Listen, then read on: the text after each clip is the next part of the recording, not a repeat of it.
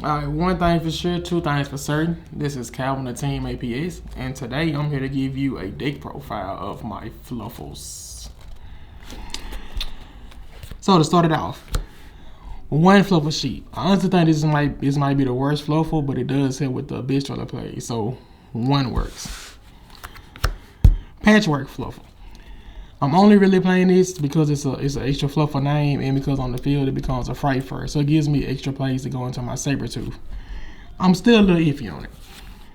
Those are my only one ofs. Now two ofs.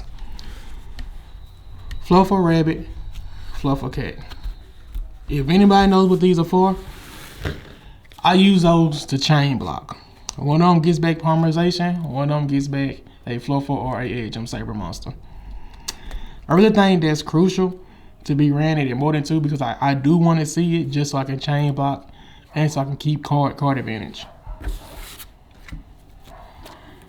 Another two of Fluff Octopus. This may be one I cut down to one. The fate doesn't seem to really help as much. When it's normal or special, I can add a Fluffal back from my graveyard. Then when it's fused with, it puts banished Fluffals back into my graveyard. It comes up somewhere, but it doesn't really stay in place like I thought it would, so it might get cut down to one. Another two of Fluffal Owl. This searches out Polymerization. Honestly, this is a card I might bounce back up to 3. It's actually good because it searches out Polymerization, and then also the signifier, you can use it to fuse monsters by paying 500 life points. The only thing that will make this card better is if it was a level 4. A bitch duel is everything right now. 3 ofs. Fluffal Dog, your main searcher. Normal or special summon, search out a Fluffal or Edge monster. I mean, it's no point not to run 3. Other 3 of, this is one a lot of people I see run 2, is Penguin. This card is basically your Flame Buffalo, and everyone knows how much I love Flame Buffalo. This card does way too much. What's it do? What's the story? I'm glad you asked. When you fuse with it, you get to draw 2 cards and then discard 1 card. That's a great effect. While it's on the field, you can special summon another Fluffal monster. Sets up a Bistro plays, redoes your hand, digs into your deck. I don't know why people only run 2. To me, this card is definitely a 3 of. Like, just run 3. Trust me. I would not lie to you. Not today. Another 3 of, which I see why people do run 2, is Fluffal Wings. It's basically your draw card. You can banish it from the grave and 1 Fluffal if Toy Vendor is on the field to draw 1 card. Then you can send Toy Vendor to the graveyard to draw another card. Then you add off of the Toy Vendor. That's 3 cards. Now it is one though, like I said, why I might cut it down to 2 simply because besides those effects, it doesn't really do much. And if you ever are resolving all 3, you was probably already behind it in that door from the start. So it might be a lost cause. The last 3 are for Fluffal monsters, Fluffal Bear. Honestly, I don't know what he does besides search out Toy Bender. You discard him and then you set Toy Bender, which means he dies Ash Blossom. And Toy Bender is a staple card of this deck. So I feel like this should definitely be ran at 3. If you run 2, there's something wrong. If you run 1, you probably shouldn't play this deck. Nothing more to say about that one. So for my Edgem, 1 Edgem Sabers. It's honestly not the best card, but it's a necessity. It's a necessity. Yeah, that's it. You have to run this to make a lot of your Frightfur fusion monsters, so basically run 1. The good Edge Imp Chain. When it's sent to the graveyard, get to add a Frightfur card. You can add Frightfur Patchwork. You can add Frightfur Factory. You can add Frightfur Fusion. Doesn't matter. As long as this card is sent to the graveyard. And the best thing about it also, 1, 2, 3, 4. A Bitch Dweller. Now this is my own personal choice. I suggest you try it because it does work. Edge Imp Cotton Eater. This card is great. A lot of builds I see do not run this. I'm not sure why. You put this in your pendulum scale. It's not a hard once per turn. If you fusion summon a monster, you get to draw a card. All your Frightfur monsters, this fusion, gain 300 attack. I can essentially draw 2 cards a turn and then get my monster 600 attack boost. But wait, there's more. If he special summon or normal summon, you do burn damage. There you go, in time, won the game because you running this. You're welcome. And that's it for the monsters. It's very monster heavy because it is Frightfur, Fluffals, and toy vendors, so you need your monsters to resolve effects. So spells. 1 Frightfur Factory. This is really only in there to search out with Edge Jump Chain, and it's somewhere like an extra poly. Because you can banish poly or Frightfur Fusion from your graveyard, fusion summon. So that's really all it's used for, like extra polymerization. But so far at 1 in testing, it's been great.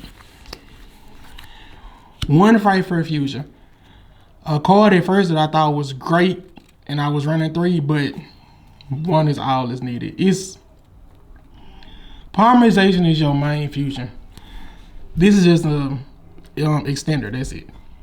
Banish from the graveyard, supposed to summon a Frightfur monster. It works well at 1. The main card, somewhat. 3 Polymerization.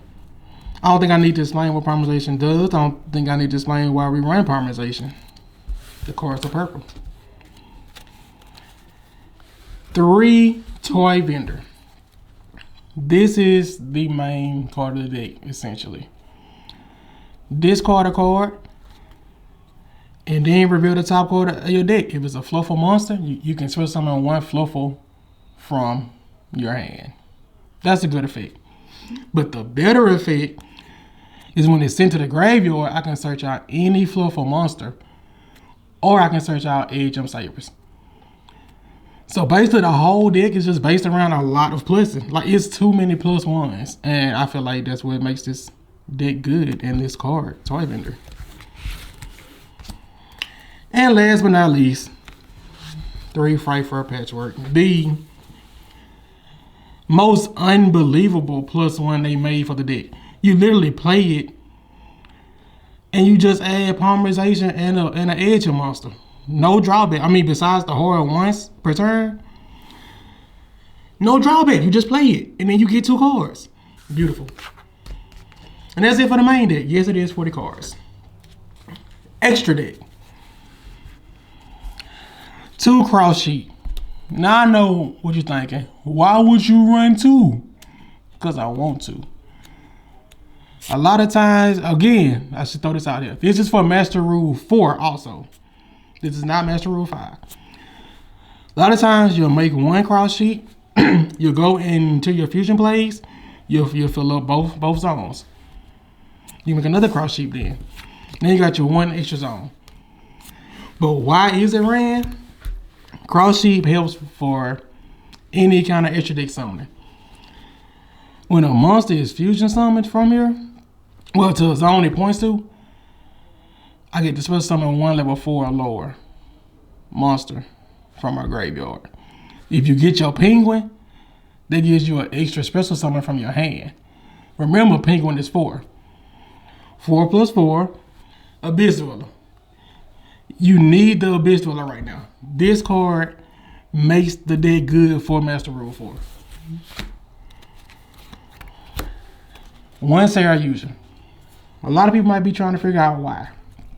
Well, this is a fusion based deck. If you don't have polymerization, stuff could go bad. The amount of times you're able to get 4 monsters to the field without fusion summoning is kind of crazy. Sometimes you kind of need this to redo your hand. You need to see at least 1 fusion card. He helps with that. And then the boost is also cool because they get big. Fusion monsters. 1 Frightfur sheet. And it's not even a card I really go into, but since you run the Frightfur chain, I feel like it's just one that you have to. Basically, if he gets like destroyed and stuff, he comes back. He comes back stronger, plus 800, 2800. I really wish there was something better to run in its place, but I feel like it's just one of them things where you just kind of need it, just in case. 2 Frightfur Wolf. This is your OTK monster.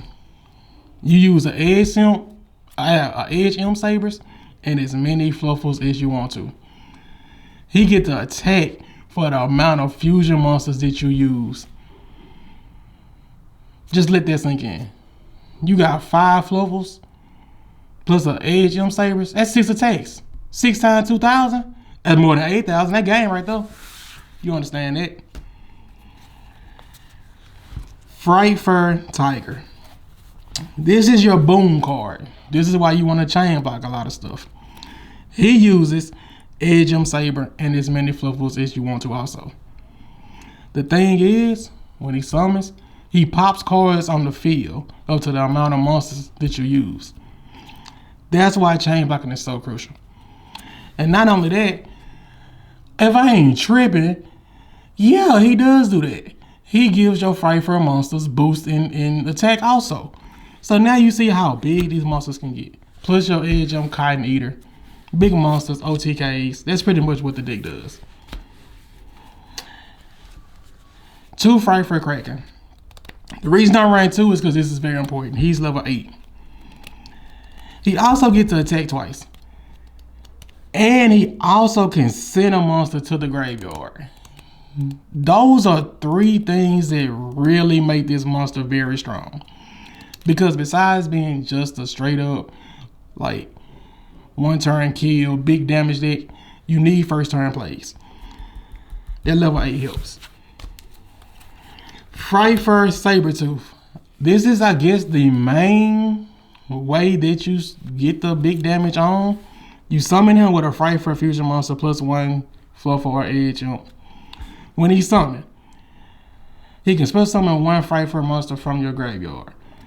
He also boosts attack. So we'll just say, hypothetically speaking, you use this and a Fluffal to go into this. This brings this back. This gets a boost. This is 2600 and now can attack twice. I mean, he just on attack the 1 time, but he's 2800. He's level 8. Still meaning something. But definitely run 2 of those. I feel like that's your main way to OTK. The reasons you do this: Abyss Dweller and number 38, Hope Harbinger. These are your first turn plays. Going first is not the best board, but it gives you something to work with. Nightmare Penguin and Dog, or your Sabertooth and your Kraken, whatever. You know what these do. Stop card effects in the graveyard. Stop spells. Also can reroute attacks. These are like your go-to first turn plays to survive. And they're actually very easy to make. And last but not least, the extra level 4. Rank 4. 1 Tornado Dragon. This is simply in there because trap decks are a thing. Stuff like Guru, Altergeist. Sometimes you might not want to make Dweller, but popping those 2 extra spell traps will actually be a big benefit to you. So yeah, the last card, I made a Tornado Dragon. Alright, that's the deck, I guess. The last words, thoughts? Last words, thoughts? Honestly, I say you should definitely pick this deck up for right now. Master Rule 4, I think the deck is good. But I also think in Master Rule 5, it's going to like really shine. It's going to really put in work. So pick up the deck right now while it's cheap. All right, thanks. Appreciate it.